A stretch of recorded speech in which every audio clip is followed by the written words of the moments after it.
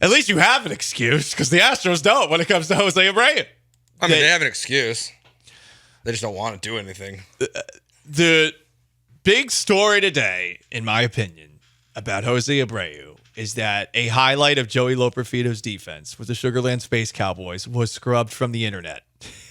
And why else would it get scrubbed other than to protect Jose Abreu? 409 Josh texted in, player morale is going to tank when they continue to see the decision makers not putting the team in the best situation to win because the decision makers are more loyal to their own pride than winning. Yes. Ugh. But you have to believe that there's enough leadership on this team that they can find a way to circumvent this. A little bit. Some people seem to be, specifically pointing at Joe Espada, making decisions that indicate that, hey, we're going to play the best players as much as we can. And maybe yesterday was a one-time thing based off of matchups with Caratini in for Diaz, with Dubon in for McCormick. But it is a very, very obvious decision to put Jose Abreu back in. And then when he struggles to the extent that he did at the plate yesterday, and you're not even pinch hitting for him in a game that was still close, even if the Mariners weren't capable of scoring 4 runs. I mean, it's like the one decision that it seems like the guys who are supposed to have decision-making power don't have decision-making power over. Yeah, because it's just clear. It's unclear with the organization just who's in charge about anything. I think that's what's the most confusing part of all the Abreu or off-season acquisitions that they've made is like, I know there's this committee, but I still believe that Dana Brown and Joe Espada have some kind of voice in this, right? Because it was Joe Espada and Dana Brown who had to call Ryan Presley and tell him that they were bringing in Josh Hader. You know, it's the Astros organization that has to make the decision of when they're moving on from Martin Maldonado. Like, who's making that call to move on from Maldi? Like, I don't know. I don't think Jim Crane would care about that. So maybe it's like they pick and choose when they're involved in stuff. Like I heard Jeremy ranting and raving in a good way about this the other day about the Jeff Bagwell analytics stuff that happened after, I guess it was after Dusty left. Or I don't even remember the timeline. When Jeff Bagwell started talking about Manalytics, essentially. Yeah, how they've gone too analytical. It was post James Click. Post James Click, yeah. And it turned into this whole debacle where like Jeff Bagwell said that they're too analytical in a one-on-one interview in which he wasn't in having a press conference. Like, just to go back in time, this is when Jeff Bagwell would just like randomly appear. Like he was Beetlejuice. There was a Jim Crane press conference, and then all of a sudden you see Mark Berman just like scurrying along the side of the room, and there's Jeff Bagwell. And Jeff Bagwell would just start speaking to the media, and he started being out of pocket with things, which, like he said, they're being overly analytical. They've gone too far. So all the reasons that they were good, they went too far with, right? It's just, the whole thing is bizarre. And that's probably why Jeremy made the Jack Easterby comparison with Jeff Bagwell, and I guess the difference is with Jack Easterby. Easterby is someone who forged his resume and somehow, some way, by being a very good talker, talked his way up the top of several organizations into key positions. And in some ways, I feel like may have used religion to do so. With Jeff Bagwell, it just feels like an absolute rejection of modern baseball. His belief that more teams needed to do that.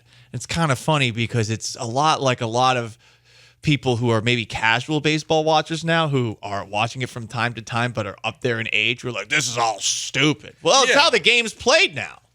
You have examples of him being like, I don't care about exit velocity. I just want Jose Abreu to hit the ball harder. See, I think it's like that's literally what exit velocity is, dude. Like that is. I don't know what else to say to Jeff Bagwell other than that you just described what exit velocity is. The truth about Jeff Bagwell analytics is that he doesn't care and he doesn't understand. Is that he doesn't like what you're saying. But there's also been examples on recent television broadcasts where like TK and them are trying to and I've heard Robert Ford do it as well, where like they say something and then they try to explain it to him. It's like talking to my 3-year-old, where it's like he just doesn't understand. Like he just doesn't get it. There's no intellectual curiosity. And he just doesn't care. He thinks that because he played baseball a certain way, that's the way baseball should be played. And he has taken zero opportunity, zero time to learn what's going on with analytics and why it can be a positive. He just thinks it's wrong. It's a shame how success lends itself to people being less open-minded.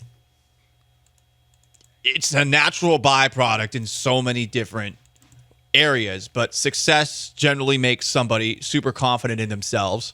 And if somebody is offering another way to do things, you're going to think you know how to do it.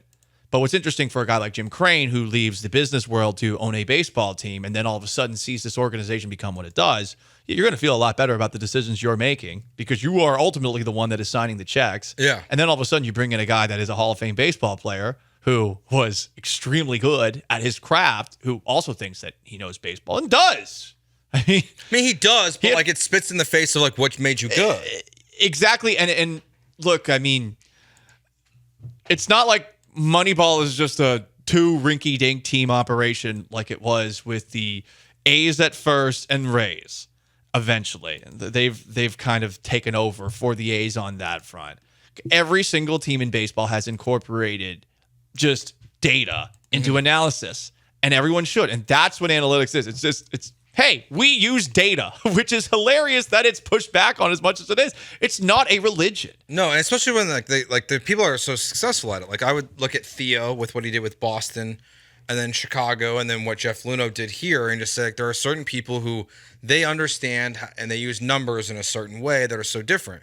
Like I find the analytics stuff with Jeff Bagwell hilarious. That like that this team won a World Series, was about to win another World Series, and then his response was we've gone too far. Like meanwhile, the guy who built this organization into everything it was like is literally just like taking his nerd numbers to Mexico and winning championships. Yeah. Like that's what Jeff Luhnow's doing right now. Totally different sport. And totally different sport. It has nothing to do with he's just using his nerdness to win championships. It literally, I mean, we talked about intellectual curiosity. Like Jeff Luhnow's intellectual curiosity took him to, well, let's try to figure out some analytics to win at soccer now. And I already won at baseball. Let's try soccer. And like that's again literally the opposite. And the worst part about all of this, to bring us back to Jose Abreu, unfortunately, is that their irrational defense as an organization of Abreu, just this over defensiveness for a kid who is not doing what needs to be done. It lends itself to you just wondering why they're so stubborn here. This is a very bizarre hill to die on, of all the hills to die on. Maybe Jeff Bagwell doesn't want to embrace these new ideas, and which is unfortunate, seeing as he seems to have his fingerprints all over a lot of decisions that they've made of late. But the funny thing is, it's like, but why here with the guy who's batting .095? Are you thinking to yourself, this is where I draw the line? It's Jon Snow going up against the Boltons by himself like a total idiot. I do think that I think they're a little, okay, I think Jeff Bagwell led you to the problem. Jeff Bagwell, like, gave you the issue. And Jose Abreu, I think it's Jim Crane who won't get rid of it. I do think there's a reason why Baggy was the guy in Florida with Abreu. It's my opinion. I have nothing to go off of this, but like it's Jim Crane saying, "Hey, dude, you told me to pay this guy, and he sucks. So he's your problem. You go to Florida, you fix him." Like the reason why Abreu's still on this team, I think, is because Jim Crane's too cheap in this moment to hand out one blank check. That makes sense. Like it's Bagwell that caused the problem. It's Jim Crane who's unwilling to fix it. I wonder if Crane's saying, "Hey, Bagwell, you fix this too." I mean, there's a part of me that feels that perhaps Crane is going to look at Bagwell with a deference, Reggie Jackson as well, with a deference that he's not ever going to do with Dana Brown or Joe Espada or Dusty Baker before or AJ Hinch before. And I understand why. Hall of Fame baseball player, you know? Yeah, James Click, another guy who Yeah. they clearly had no respect for him. yeah, they're just like, yeah, cool. Thanks for the World Series. Whatever. Yeah. We'll do it our way now. I mean, we had fun with the idea of, yeah, the jocks are taking over now. And it's like what they actually did when we're having all the jokes about, yep, it's Jim Crane, it's Jeff Bagwell, and they're shoving all the nerds in a locker and they're signing dudes. It's like, actually, those signings have kind of blown up in the Astros face. Mm-hmm. Although Montero, not terrible, but not worth this contract. Well, yeah, Montero's contract is going to be very good 1 year and awful probably the other 2 years. The first year was awful. This year's pretty good.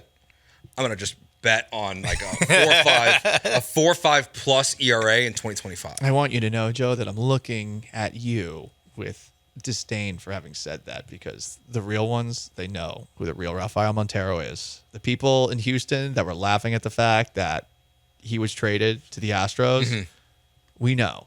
I get it. He had a good postseason. Neato. I had a good senior year in my high school football season. Where did my it other lead years us? good? Well, No, they weren't. Rafael Montero, he timed it perfectly, though. I didn't get paid. To get paid and to win a championship. He did. He very If you're much going to did. have an outlier year, make sure you get the ring. Credit to him.